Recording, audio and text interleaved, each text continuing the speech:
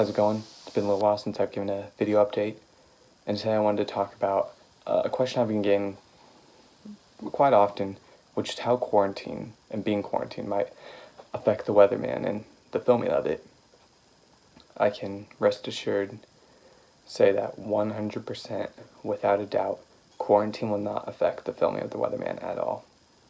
Some of you might ask, how can you say that? How can a film set work when everyone has to be 6 feet apart?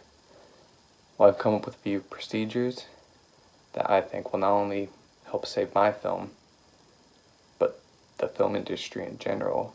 So the first scenario I want to go through is adjusting a light or changing light on set.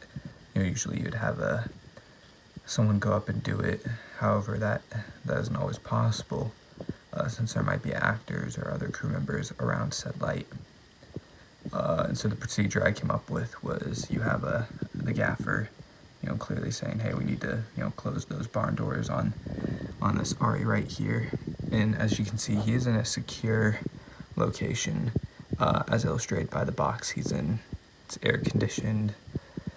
He has plenty of water, access to facilities, everything he needs.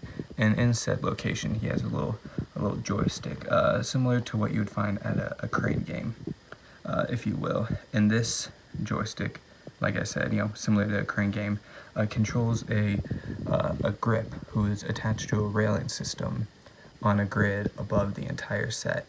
And so the grip would just take the little joystick, move him directly above whichever light he needs to adjust, lower him down, so that way he can adjust the light however it needs to be for that scenario. So that's the first procedure that I've come up with. I think it's foolproof and just honestly genius, if I must say so myself. The second scenario and procedure I've come up with is, clearly we can see our DP here, and he needs a 35mm lens for his camera. Obviously he can't have, one of his ACs just come up and change the lens for him, because that would break the rule of social distancing.